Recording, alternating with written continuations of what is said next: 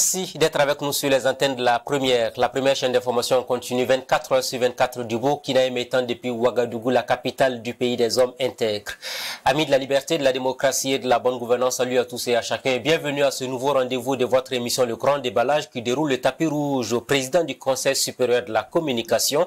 On parlera aujourd'hui du rôle des médias mais aussi du comportement des citoyens sur les plateformes numériques, sur les réseaux sociaux, comment ensemble on peut construire le Burkina de demain.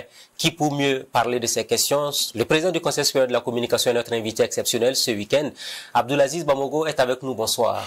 Bonsoir monsieur Ouedraogo, merci de me recevoir. Bienvenue sur le plateau de l'émission le Grand Déballage. La première question qu'on pose à tous nos invités, comment va monsieur Bamogo? Je vais très bien, Dieu merci, grâce à vos prières, je vais très bien. D'un point de vue de la santé, ça va. D'un point de vue professionnel aussi, je dois dire que ça va aussi. Au CSC, les activités que nous menons, nous sommes plutôt satisfaits de ce que nous avons pu faire. Et ces temps-ci, nous travaillons à une activité de valorisation de nos différents résultats.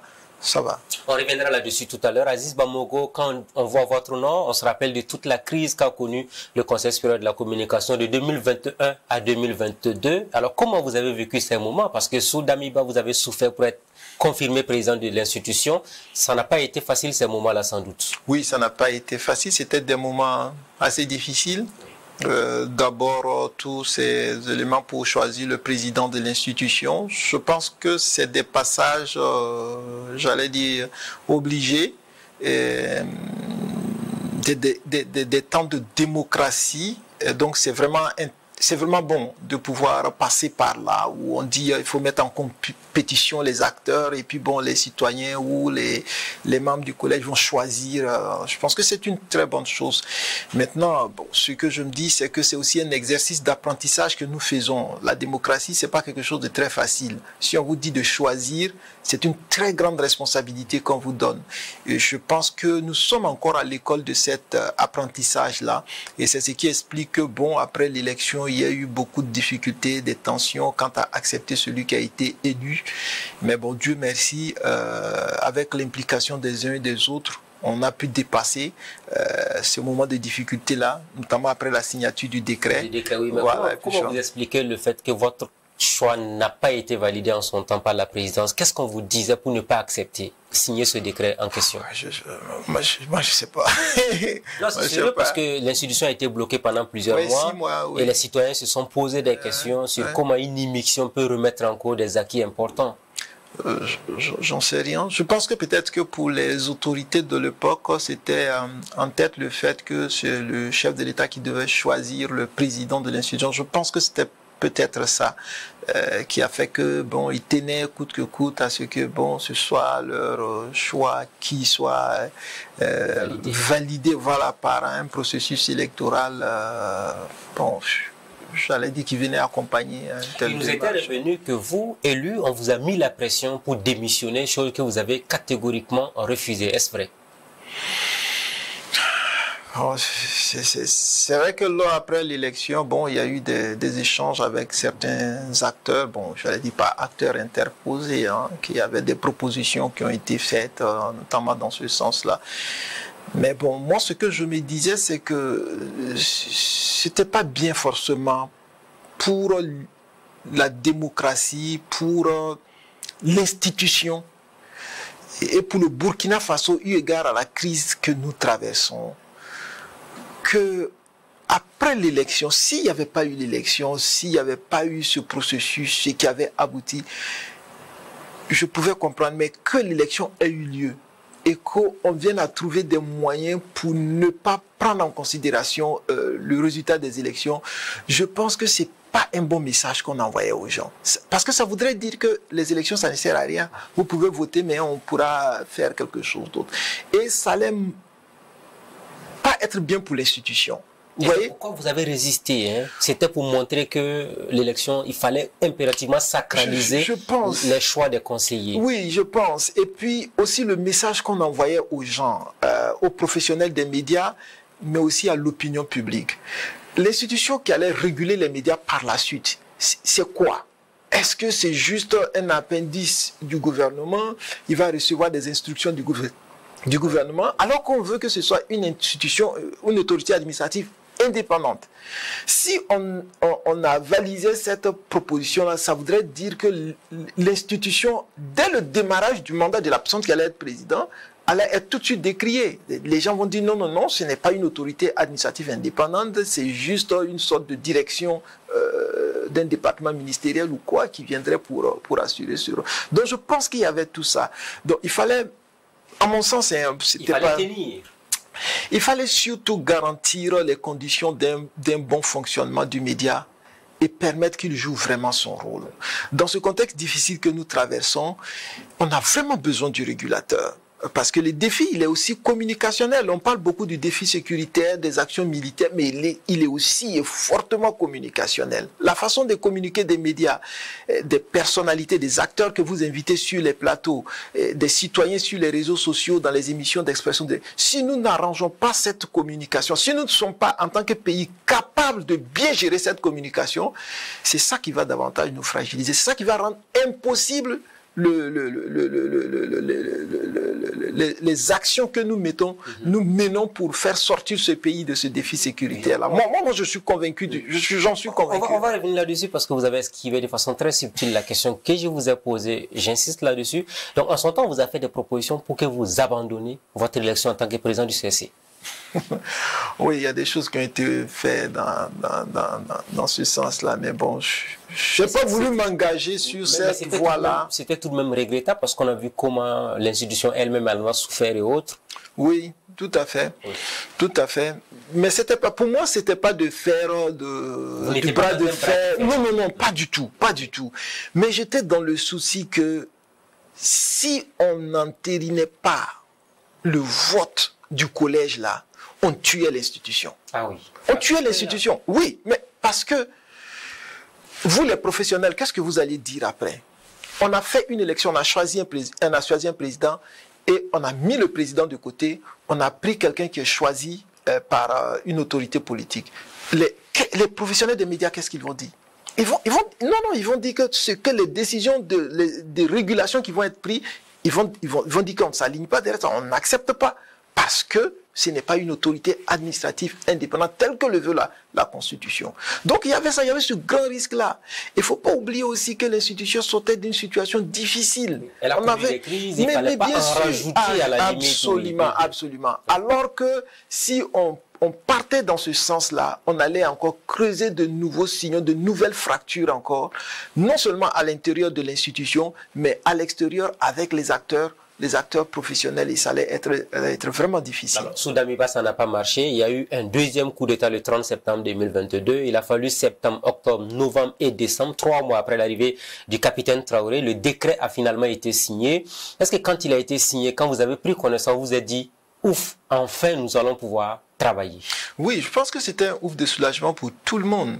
Mais à commencer surtout par les organisations professionnelles des médias. Quand ça a été signé, l'une des premières actions que j'ai menées, c'était des concertations avec les organisations professionnelles des médias. Il y en a eu 22 que j'ai rencontrées. Et toutes ces organisations ont dit c'est un ouf de soulagement.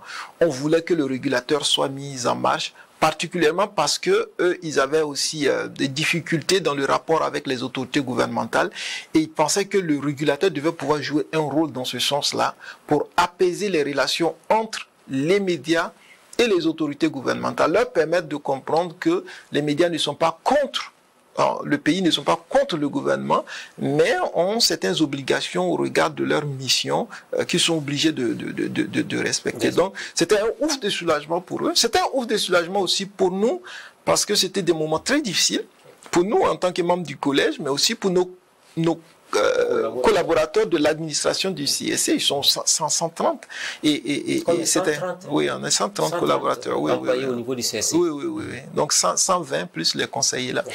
Donc c'était vraiment des moments assez difficiles pour tout ce monde-là et puis aussi pour l'ensemble des citoyens burkinabés. Je pense que de voir une institution de la République, c'est la 6e institution dans l'ordre constitutionnel, c'est de voir une institution de la République être bloquée comme ça. surtout dans un contexte si difficile où on a besoin d'une communication apaisée et responsable. Je pense que c'était une tension pour tout le monde et c'était vraiment un ouf de soulagement de voir que enfin l'institution est remise en marche. Début d'année, donc début décembre 2022, le décret signé. Quelques semaines plus tard, vous avez été installé. Je voudrais qu'on fasse une escale sur la cérémonie d'installation et des mots qui ont été tenus.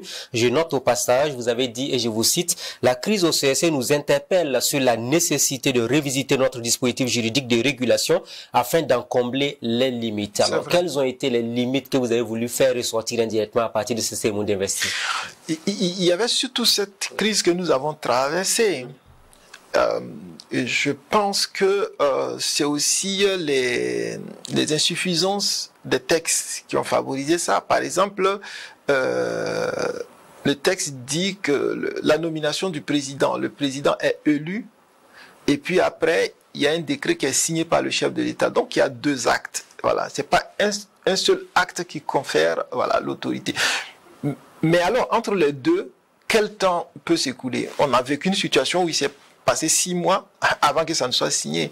Et peut-être qu'il peut y avoir dans les dispositifs juridiques un verrouillage qui permet de dire que, par exemple, après l'élection, il faut tout au plus tel nombre de jours pour que le chef d'État... même finalement le décret du président qui nomme le président. Ça peut causer quand même un problème. Parce que d'un point de vue de la gestion administrative, on a besoin d'un acte du chef de l'État, un acte au sommet qui permet donc de pouvoir poser tous les actes après, d'un point de vue même de la gestion du président, mais aussi des actes qu'on va poser après dans la structure administrative.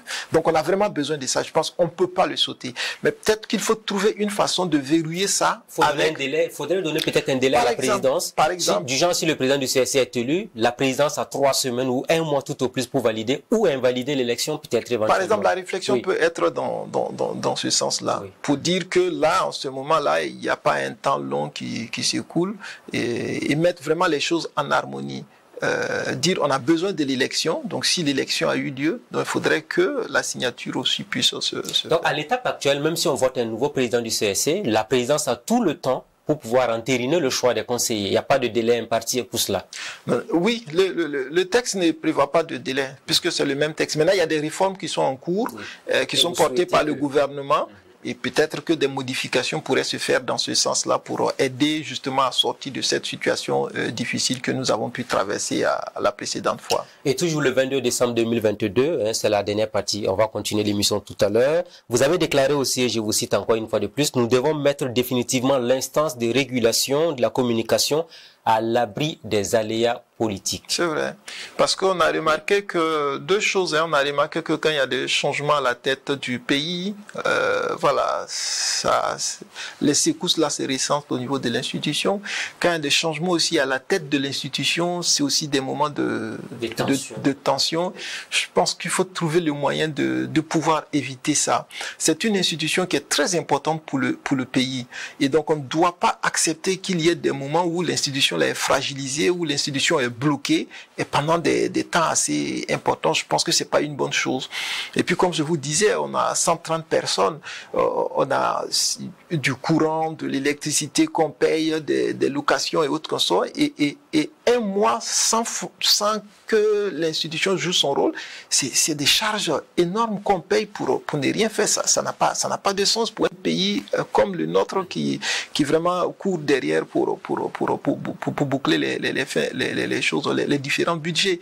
Donc je pense qu'il faut trouver une façon de faire qui permet à l'institution d'être dans une tranquillité de fonctionnement et de ne pas vivre encore ces secousses-là. Est-ce que c'est possible de la rendre apolitique? Quand on regarde les choix des conseillers, il y a plusieurs secteurs qui sont appelés à choisir des représentants pour faire le collège des conseillers. La politique va toujours s'inviter dans le débat au niveau du Conseil supérieur de la communication. Oui, mais il faut trouver les façons de faire en sorte que le président qui va être choisi ou les membres du collège qui vont être choisis. Ils sont au total 9. Voilà. 9. Il faut faire en sorte que leur choix soit basé suffisamment sur leur connaissance de la mission, du travail à faire, sur une expérience avérée en matière sur les questions qui touchent à la régulation des médias, et d'autre part aussi sur leur leur éthique personnelle, leur moralité, parce que je pense que c'est ça qui peut vraiment aider. Qui que vous prenez peut avoir des orientations, des choses politiques, peut avoir des proximités, des choses politiques. Et dans tous les cas, il va falloir les désigner. Quelqu'un doit forcément les désigner. Donc, je pense que ça peut être difficile d'avoir une sorte de cadre théorique comme ça, où on est sûr, on va dire que ouais, c'est sûr, le type, il n'a pas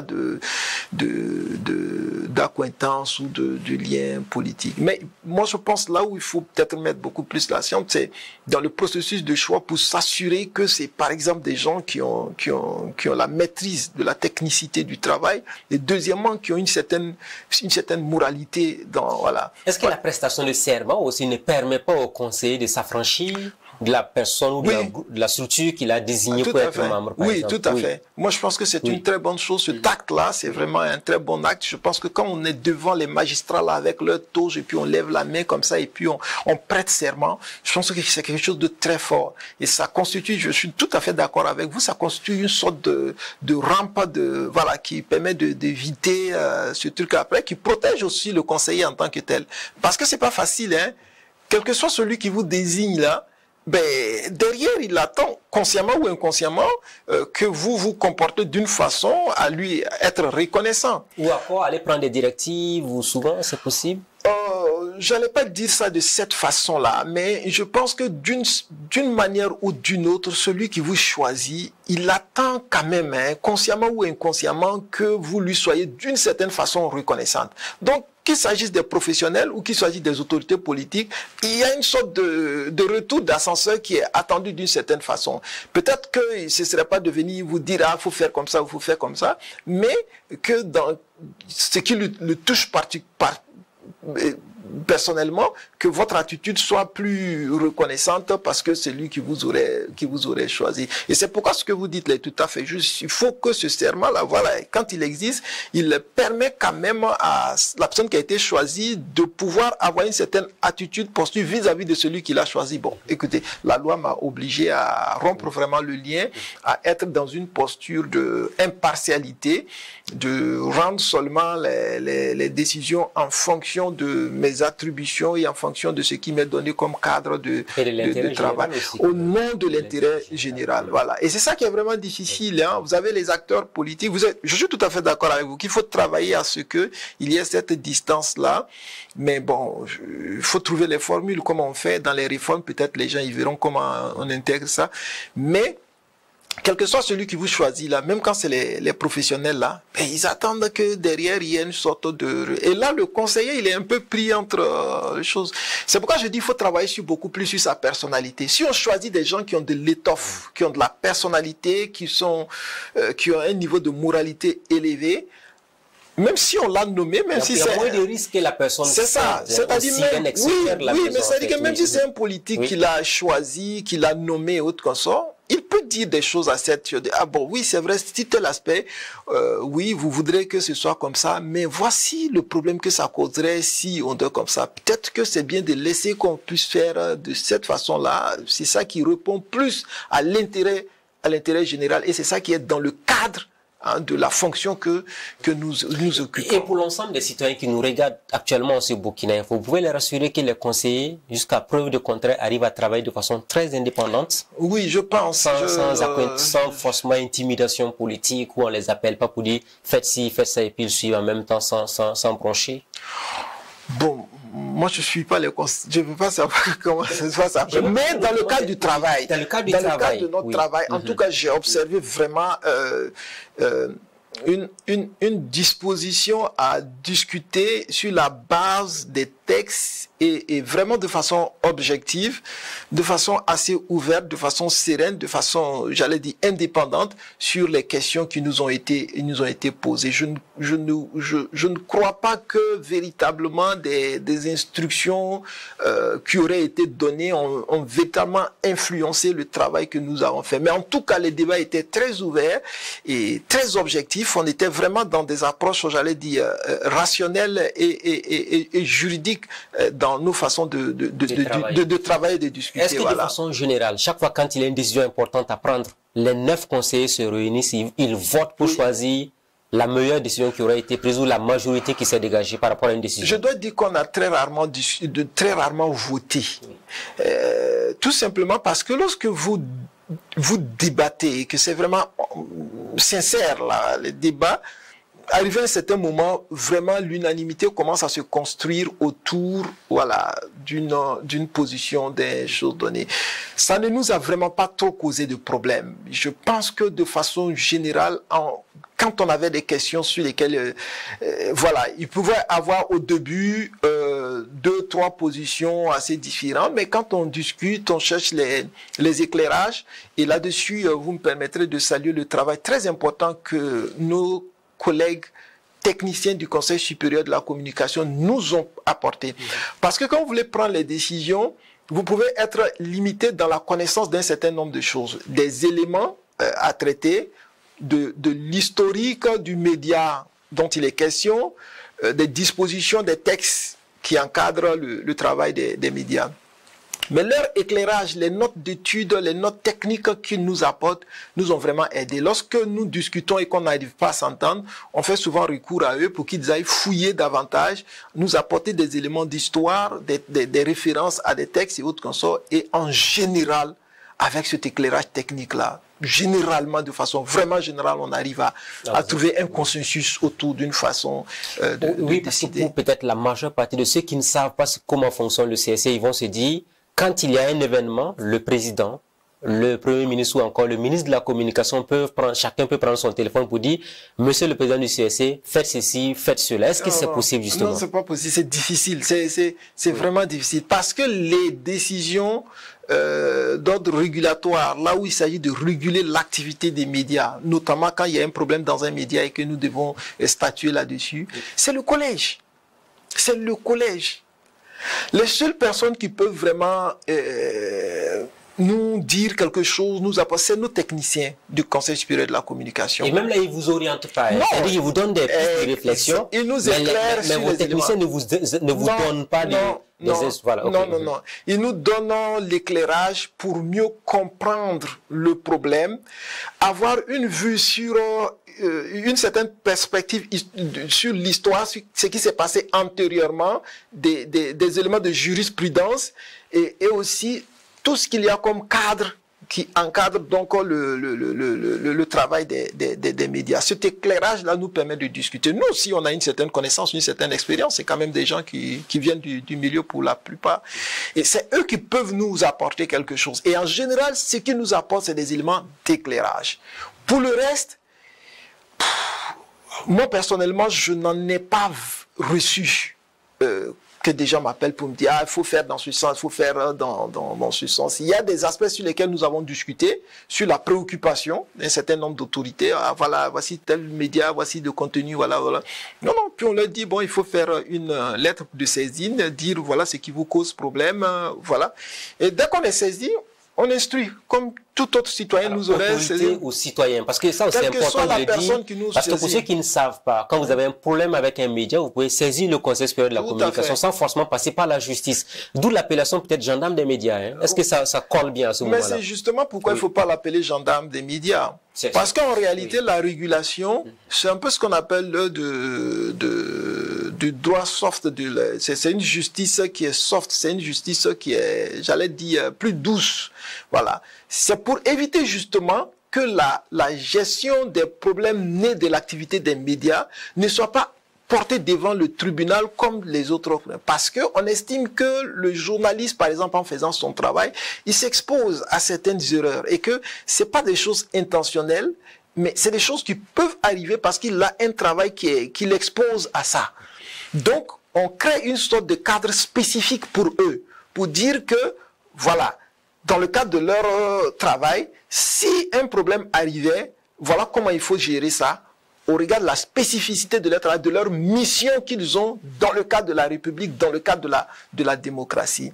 Et donc, ça fait que, bon, nous, quand on gère, on tient compte, donc, c'est pourquoi la régulation implique justement les professionnels. Entre les 9 conseillers, il y a 3 qui sont choisis par les professionnels. C'est-à-dire que quand vous allez regarder leur travail, vous n'allez pas fonctionner comme le juge qui dit voici machin truc et puis il faut taper là-dessus sur le sanctionner ou là. Non. Il faut regarder, discuter mettre ça dans le cadre de la mission, du contexte dans lequel il travaille, et puis essayer de voir comment est-ce qu'on prend des décisions qui aident à ce qu'une telle erreur surtout ne se reproduise plus dans l'avenir. C'est pourquoi, par exemple, dans les cadres, pardon, juste une minute, c'est pourquoi dans le cadre des sanctions, là, ça c'est quelque chose aussi que les gens peut-être ne comprennent pas souvent. Dans la structure des sanctions que le CSC peut appliquer, la loi oblige le CSC, et c'est dans ce sens-là, c'est l'explication, c'est ça justement. La loi oblige le CSC, quand c'est la première fois qu'une telle faute est commise par le média, la loi dit que le CSC a obligation. La première sanction là, c'est une mise en demeure. Une mise en demeure. Forcément. Vous ne pouvez pas, dès le premier cas, pas possible. Sanctionner le média ou interrompre ses activités. C'est-à-dire que le CSC lui-même est encadré par la loi. La loi dit, si un média fait une faute, quelle que soit la nature de la, quelle que soit la gravité là, si c'est la première fois qu'il fait la faute, il faut lui faire une mise en demeure. En fait, la loi protège les médias, protège les journalistes. La loi estime qu'ils ont un rôle important à jouer et qu'au regard de leur rôle là, ils sont exposés, ils sont plus ou moins vulnérables quant à faire des fautes d'appréciation, des choses, et voilà, ainsi de suite. Mais il ne faudrait pas qu'on sanctionne gravement un tel manquement. Donc c'est la récidive finalement qui est durement sanctionnée au niveau du CSC. C'est pourquoi la recommandation, les choses dans la mise en demeure, il ne faut pas la banaliser. Parce que si nous vous faisons une mise en demeure, ça ne veut pas dire que la faute n'est pas grave. Bien au contraire, ça dit même que c'est grave. Ça dit qu'on aurait dû même vous sanctionner. Mais la loi est clémente vis-à-vis de vous les journalistes. La loi cherche à protéger votre métier et donc on peut estimer que vous n'aviez pas connaissance de cette disposition-là. Donc on vous met en demeure de respecter la disposition-là. Quand il y a récidive maintenant, il y a sanction. Donc il ne faut pas banaliser la mise en demeure. Il ne faut pas la banaliser, pas du tout. Voilà. Alors, le citoyen aussi peut saisir, parce qu'il y en a qui ne voient que les autorités, alors qu'un citoyen qui a un problème avec un journaliste ou un média, quelle est la démarche justement? Est-ce qu'il faut juste envoyer un courrier au CSC? Et à partir de là, il n'y a pas de frais à payer, il n'y a pas de timbre à mettre sur une quelconque demande entre autres. Il faut saisir le CSC, vous pouvez passer au CSC, vous pouvez aussi adresser un courrier au CSC, mais tout récemment, et nous avons entrepris une sorte de régulation que nous avons dit participative. Parce qu'on a beaucoup de médias maintenant.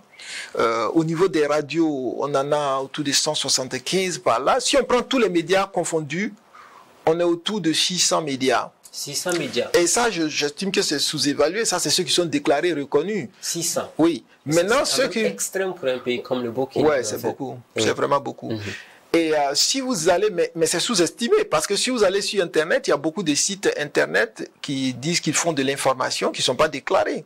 Si vous ajoutez à tous ces sites-là les comptes qui existent sur les réseaux sociaux qui font de l'information, on est à plus de 1000 structures d'information qui existent. Donc, le CSC, à lui tout seul, ne peut pas regarder le contenu de tous ces médias. Surtout que pour les télés et les radios, beaucoup font maintenant du 24 heures sur 24. C'est pas possible. On ne peut pas regarder tout le contenu de ces médias. Ce que nous nous sommes dit, c'est que ce serait bien d'impliquer les citoyens dans la régulation des médias. En faisant quoi? En leur disant, chaque fois que vous suivez un média, vous êtes le prolongement du CSC.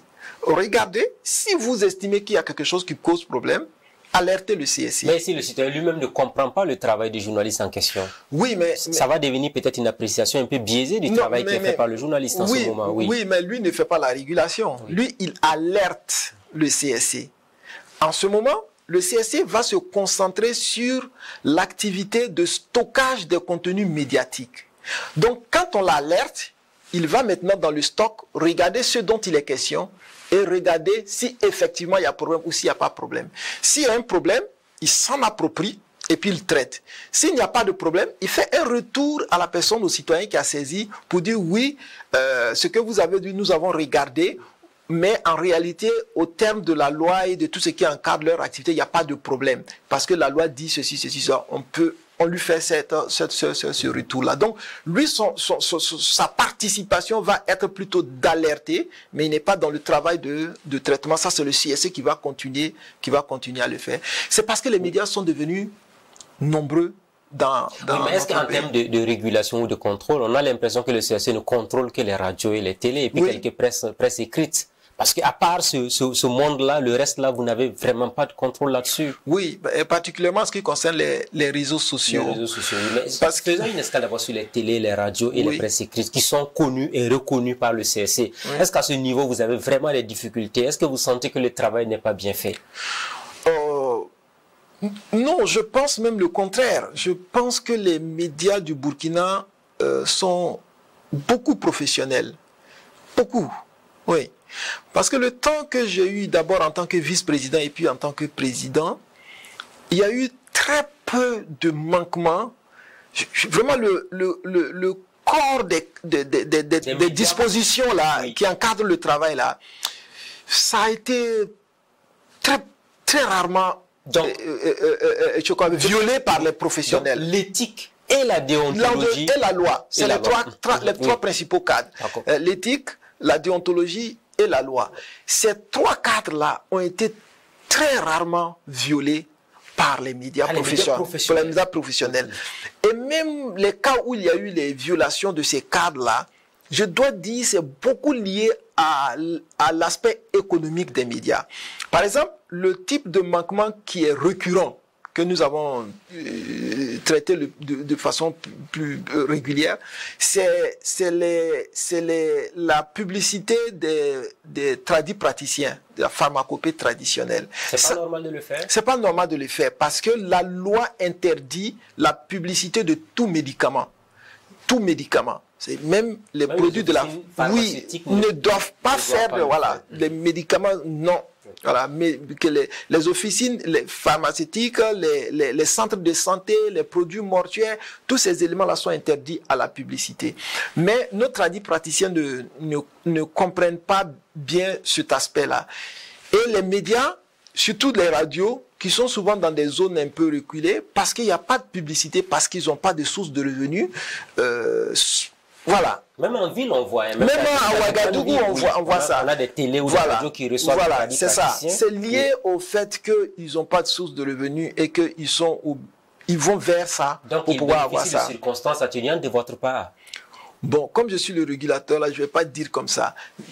C'est-à-dire qu'on comprend que c'est la situation économique qui est difficile, là, qui les entraîne plus ou moins là. Mais c'est interdit. La loi ne veut pas qu'on fasse. Il y a un esprit derrière. C'est-à-dire que la loi estime que si vous faites la publicité du médicament comme on fait la publicité de tout produit de consommation, mais celui qui vend un médicament pourrait chercher des moyens de faire en sorte qu'on ait besoin de son médicament. Donc, que les gens tombent malades pour qu'on puisse beaucoup acheter, lui, son médicament. Et même plus loin, s'il y a des cas mortels, qui ont endossé la responsabilité en ce moment? Ouais, surtout qu'il s'agit là de questions de santé. De santé, voilà. Oui. Donc, la loi interdit cette publicité-là. Et malheureusement, ce sont ces cas-là que nous vivons. Sinon, en dehors de ça, pour le reste... aussi, parce qu'on sait qu'il y a des médias qui ont été auditionnés pour avoir fait de la publicité de l'alcool, des produits... Mais c'est rare, hein. Je pense que c'est une ou deux fois. Il y a deux produits, deux marques d'alcool pour lesquelles on a interpellé des médias. Sinon, c'est surtout les produits de la pharmacopée là qui sont récurrents. Mais comme je dis, pour revenir à votre question, de façon générale, les médias, ils sont vraiment sont respectueux des problèmes. Maintenant, et ça, c'est ce que j'ai mis au cœur de mon mandat au niveau du CSC. Maintenant, c'est de considérer la situation des crises que nous traversons, mais de ne pas faire de mélange de genres. Il y a les éléments liés à ces trois cadres-là, qui sont bien établis, qui sont des principes que les médias doivent respecter. Maintenant, il y a la situation que nous vivons, qui appelle les médias à plus de responsabilité. Mais dans le domaine des médias professionnels, tout bon journaliste sait que le média a une responsabilité sociale. Il a un rôle de service public par excellence. Oui. Mais comment on se comporte face à cette situation nouvelle qu'est la crise sécuritaire? Personne ne sait. C'est inédit. Ça nous a tous surpris. Autant les médias sont surpris, les journalistes sont surpris, nous-mêmes régulateurs, nous sommes surpris, les autorités gouvernementales, tout le monde est surpris. Donc, les médias cherchent comment faire face à cette situation de crise sécuritaire. Quand bien même il veut dire, il a ce sens de la responsabilité, mais il cherche comment faire. Le comment là, c'est ça qui est la difficulté. Et c'est pourquoi on doit les accompagner. Et c'est pourquoi les manquements qu'ils font dans ce cadre-là, nous ne devons pas tout de suite dire qu'on va chercher à faire des suspensions ou quoi. Non. Il faut les accompagner en termes de comprendre et de savoir comment est-ce qu'on pose des actes qui ne vont pas fragiliser davantage le pays. Et c'est pourquoi moi je travaille beaucoup sur la question de la responsabilité sociale des médias. Responsabilité sociale des médias, justement. Est-ce que vous pensez que le contexte sécuritaire, vu ce qui nous arrive au Burkina, nous sommes tous burkinabés, nous souffrons de cette situation, est-ce que ça remet en cause la question, par exemple, de la liberté de presse et d'expression, hautement acquise, il faut le dire, au Burkina Faso à partir des luttes qui ont été menées? On analyse ici cette question-là, c'est de commencer par dire que la liberté de la presse a été fortement entamée par la crise sécuritaire. Aujourd'hui, la fois dernière, j'ai eu une rencontre avec mes collaborateurs qui viennent des régions. Et on fait le point. Ils disent qu'il y a des radios qui ne fonctionnent plus à cause de la crise sécuritaire. Il y a des zones dans lesquelles les radios sont obligées de revoir le contenu de leur programme pour ne pas créer des problèmes avec les groupes armés terroristes qui sont dans les zones. Beaucoup de responsables des médias m'ont dit, ils nous connaissent. Ils connaissent même nos noms. Il y a un qui m'a dit, une fois il passait, et puis, il dit, les gars, oui, toi, t'es radio, vraiment une chose. Il les connaît. Donc, ils sont obligés de tenir compte de ça dans leur façon de travailler. Donc, la réalité de la liberté de la presse, là, elle a été fortement entamée par la question de la crise sécuritaire. Le deuxième aspect de ça, c'est que les autorités gouvernementales, pour faire face à la crise sécuritaire, estiment que ils ont besoin d'un certain cadre où, voilà, il y a un certain secret autour de l'information liée à la gouvernance du pays pour qu'eux soient efficaces dans la lutte contre le terrorisme. Ce que nous comprenons, effectivement, en temps de guerre, si tu as ton ennemi, s'il a les informations stratégiques sur toi, ben, ça va être difficile pour toi que tu puisses le vaincre. Ça, on comprend. Maintenant, le discours que je tiens avec eux, c'est de dire que, à côté de ça, il y a quand même d'autres informations dont le citoyen lui-même a besoin de ça pour pouvoir assurer sa propre sécurité. Donc, aussi doit faciliter le travail des médias au Burkina Faso. Dans une certaine mesure. Oui. Parce que je pense qu'il ne faut pas vouloir prendre la chose de façon globale en disant les autorités sont contre, mais les journalistes sont pas. Je pense qu'il faut faire une sorte de part des choses pour écouter les journalistes, dire il y a certaines informations dont ils ont besoin et qu'on peut leur donner parce que les citoyens même ont besoin de cette information pour leur propre sécurité. Quelqu'un qui est dans une zone de fort défi sécuritaire, mais il a besoin de savoir comment il se comporte dans cette zone-là. S'il y a une attaque, il doit savoir vers où il part, qu'est-ce qu'il fait, autre comme ça. Mais si on ne permet pas aux médias de donner l'information, on ne pourra pas avoir une réaction qui soit plus juste. Même la question de mobiliser les populations pour qu'ils accompagnent l'effort de lutte contre le terrorisme, et le recrutement des VDP ou autre. Mais ça, c'est la conscience collective qui envoie les gens à aller dans cet élan-là. C'est à travers ce qu'ils écoutent, à travers les médias. Donc, je pense que dans une certaine mesure, ce travail des médias-là doit être facilité. Mais en même temps, je parle aussi avec les médias pour leur dire, il faut comprendre aussi ce qui est leur besoin. Ils veulent sécuriser le pays. Ils se battent contre des ennemis. Ils ont besoin d'un minimum de sécurité autour d'un certain nombre d'informations pour pouvoir réussir dans ce combat contre ces gens qui nous attaquent. Donc, il faut que vous aussi, vous soyez compréhensifs de cela. Et moi, je pense, et c'est ce que je partage avec les deux parties, je pense que plus on va évoluer vers la sortie de la crise sécuritaire, plus la situation va s'améliorer. Va se décanter, on a envie de dire. Mais ce que je pense, c'est qu'il faut aussi travailler à avoir plus de dialogue entre les deux acteurs. Parce que je pense que quand il n'y a pas de possibilité que les deux acteurs se parlent, c'est ça qui crée les situations assez difficiles. Et ça dit clairement que vous menez le combat pour que les autorités comprennent que les médias ne sont pas leurs adversaires. Oui, mais je parle aussi aux médias pour qu'ils comprennent aussi que les autorités sont dans une situation difficile pour faire face aux défis sécuritaires et que dans ce cadre-là, ils ont besoin quand même à certains niveaux d'un minimum de secret autour de certaines activités pour pouvoir mener leurs activités. C'est pourquoi je terminais là en disant, il faut qu'ils se parlent. Parce que s'ils se parlent, chacun comprendra le travail de l'autre. Exactement, la préoccupation de son camarade.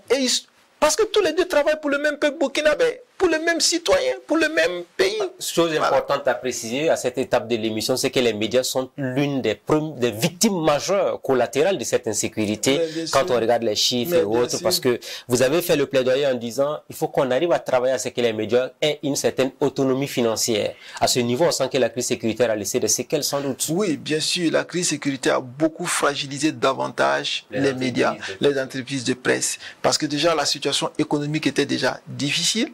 Avec la crise sécuritaire, tous les annonceurs, bon, si ça ne marche pas, généralement ce qu'ils font, c'est de commencer à réduire les budgets de communication. Exactement. Et dans cet aspect de gérer la communication là, ça fait que bon, le travail des médias c'est plus ou moins réduit. Et l'autre aspect aussi, c'est aussi que la crise aussi a entraîné une sorte d'incompréhension du rôle des médias. Et ça a créé, voilà, une certaine tension entre les médias et puis le public, voilà. Ça vous déçoit en tant que président du CRC de voir qu'on s'en prend aux médias? Peut-être c'est la méconnaissance du travail des médias qui arrive à... Ou c'est la manipulation des esprits?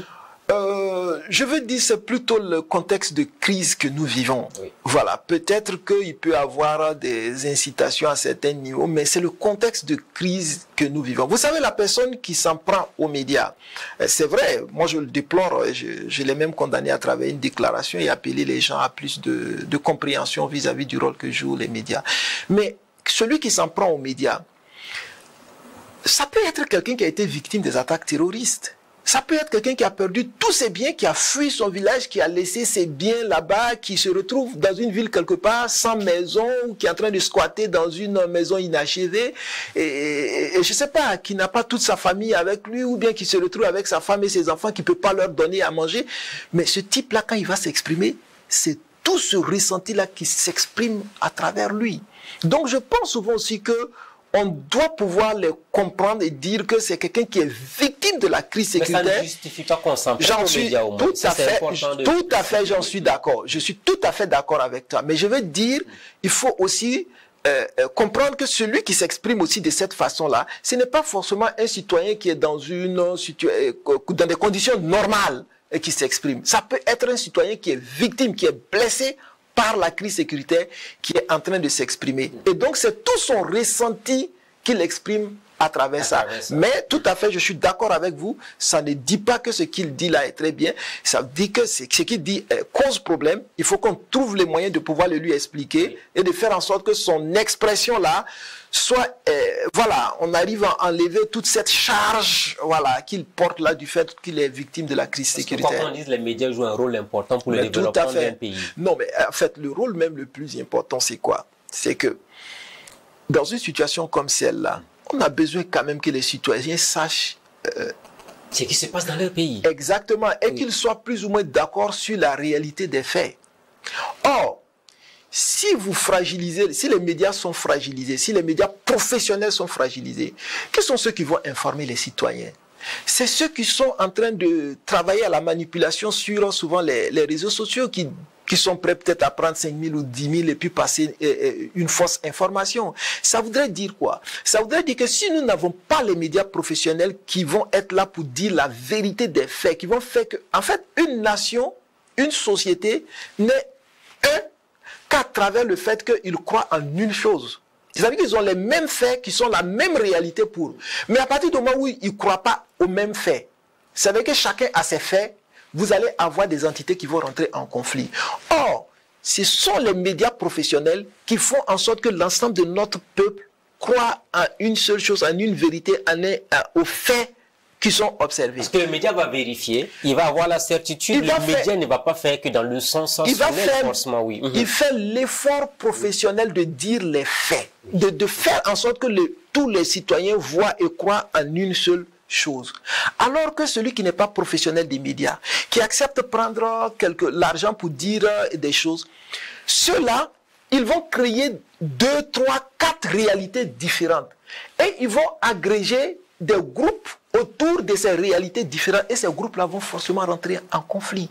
Donc il y a un danger qui nous guette si nous perdons nos médias professionnels. Il faut travailler à garder les médias professionnels, parce que c'est un garant de la cohésion sociale, c'est un garant de l'unité, de la concorde dans notre pays. Oui. Alors, à l'endroit justement des médias, vous avez élaboré 4 instruments destinés aux professionnels notamment et qui sont régis par l'éthique et la déontologie. C'est vrai. Est-ce que ces instruments-là étaient vraiment nécessaires? Mais si, c'est ce que je dis, dans le contexte que nous traversons, pour faire face à la question de la crise sécuritaire, je pense que la régulation ne pouvait pas se limiter seulement aux 3 textes que nous avons évoqués là, aux 3 cadres que nous avons évoqués là. La déontologie et la loi. Oui. Si on se limite à ça, je pense que ça ne va pas suffire.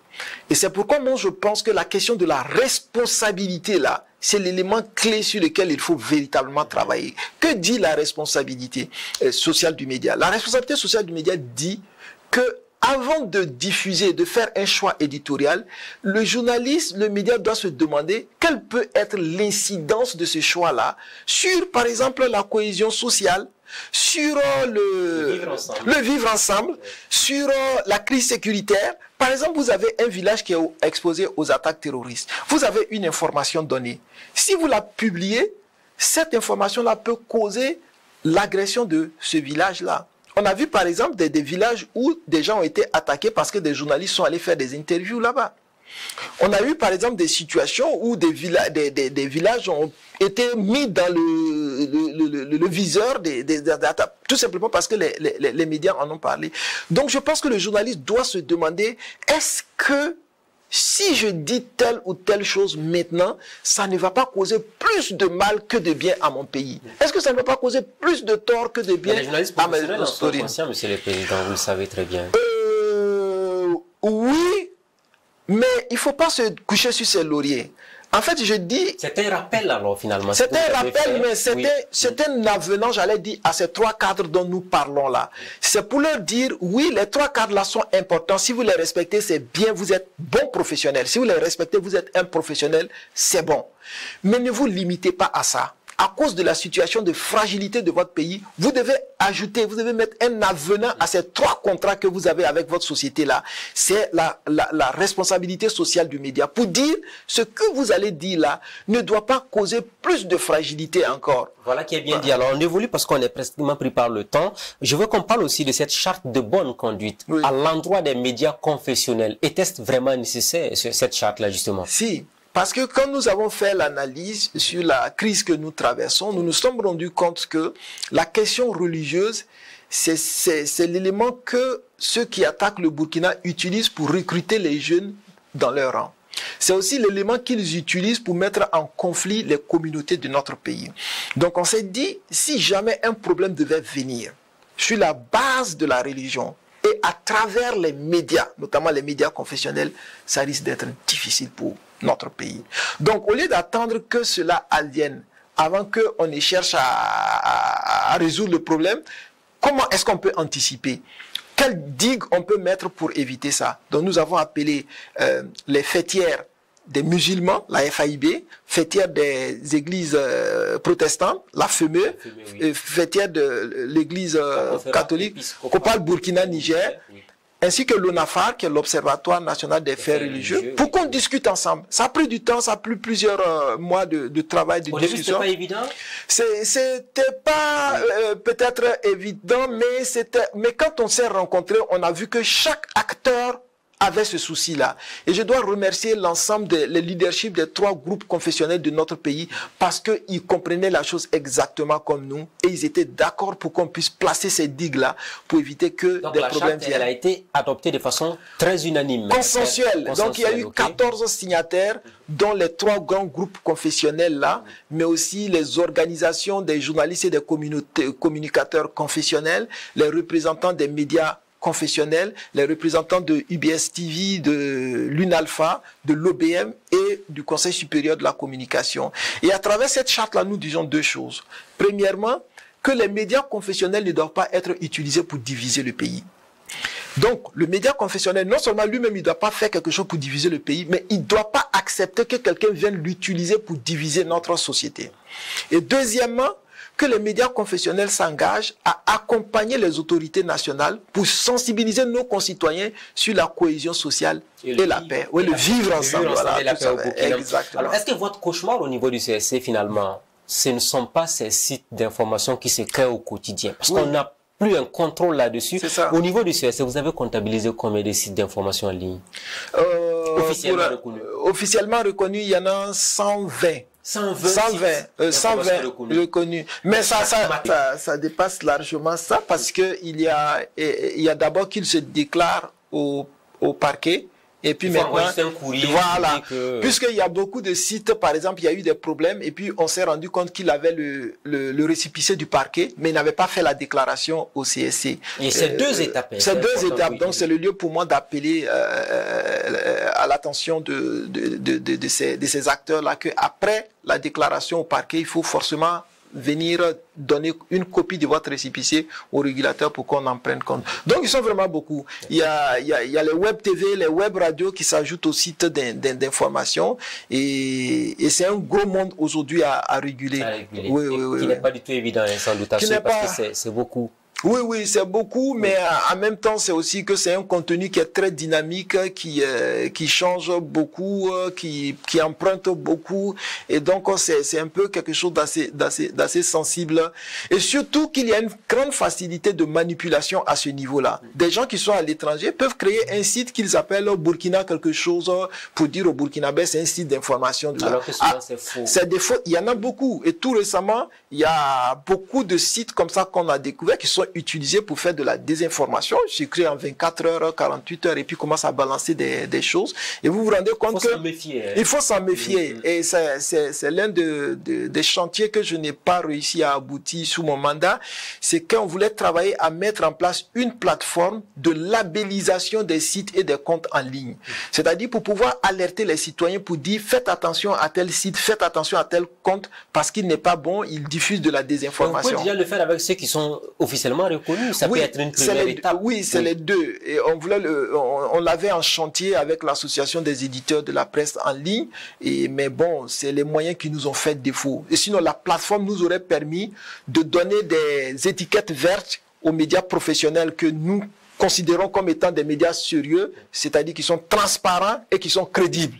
Maintenant, ceux qui n'auraient pas la note suffisante de crédibilité et de transparence, on leur aurait mis une étiquette rouge pour dire aux citoyens, il faut vous méfier, parce que ceux-là, on ne sait pas qui est derrière et ils ne sont pas crédibles d'un point de vue de l'information qu'ils diffusent. Voilà qui est bien dit. Au-delà des médias, en ligne, presse, radio et autres, vous êtes attaqué aussi, vous avez donné des conseils aussi, on pourrait le dire ainsi, attaquer c'est un peu trop fort, aux citoyens eux-mêmes. Non seulement sur les réseaux sociaux, mais aussi dans les émissions d'expression directe. À ce niveau, est-ce que vous pensez que depuis que les 10 conseils sont sortis, vous avez senti quand même une certaine accalmie au niveau des émissions d'expression directe ou sur les réseaux sociaux? Oui, mais je pense que vous pouvez faire la présentation. En tout cas, le feedback qui me revient, c'est que vraiment, il y a une certaine évolution dans ce sens-là. Et par exemple, sur les médias, au-delà des citoyens qui appellent, même les médias ont des pratiques plus responsables. Il y a des médias, par exemple, qui ont dit qu'ils estiment que le contexte est devenu difficile et qu'ils n'arrivent plus à bien gérer les médias, les émissions d'expression directe et qu'ils ont décidé d'arrêter. Mais sinon, dans les façons de faire, les animateurs sont beaucoup plus responsables dans la façon d'animer et les citoyens aussi, parce qu'il y en a qui s'expriment de façon récurrente, ont adopté un discours qui me semble beaucoup plus responsable. Et sur les réseaux sociaux aussi, on continue le travail, il y a la sensibilisation qui est faite. Nous mettons surtout à contribution les organisations de jeunesse pour leur demander de vraiment porter le discours du Conseil supérieur de la communication. Les 10 conseils, c'est à eux de parler à leurs camarades, de leur dire que le pays traverse des moments difficiles. Il faut qu'ils arrangent leur façon de parler parce que ce n'est pas aux citoyens burkinabés de détruire son pays. On est déjà attaqué, on veut faire face à ça. Il faut que nous-mêmes, dans notre façon de communiquer, on ne soit pas l'outil qui détruit le pays, qui fragilise encore notre pays. Voilà qui est bien dit. Aziz Bamogo, vous êtes en fin de mandat à la tête du Conseil supérieur de la communication. Vous êtes l'un des présidents les plus éphémères, on pourrait le dire ainsi. Oui. 8 mois. C'est ça. En quittant la présidence du Conseil supérieur de la communication, quel est le grand souvenir que vous retenez? Quelle est votre grande satisfaction et quelle est votre insatisfaction? Ma grande satisfaction, c'est vraiment la façon dont j'ai été accompagné. J'allais dire, j'ai été accueilli et accompagné d'abord par mes collègues au niveau du Conseil supérieur de la communication. Je l'ai dit, un grand merci parce que je me suis senti épaulé, appuyé dans la mission que j'avais à faire.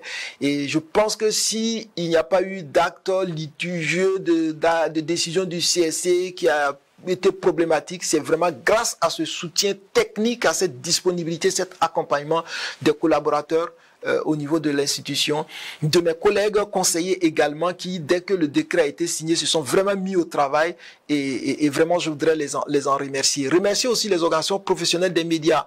Je pense qu'on a eu une régulation, c'est vrai que le mandat n'était pas long, mais je trouve que c'était intense. On a eu une régulation dans laquelle on a mis en synergie nos forces, particulièrement l'OBM, l'Observatoire burkinabé des médias, qui est l'organe d'autorégulation. On a décidé, on a choisi de travailler ensemble pour que on mette les forces en synergie, on mette les forces ensemble face aux défis sécuritaires, aux défis que nous avons.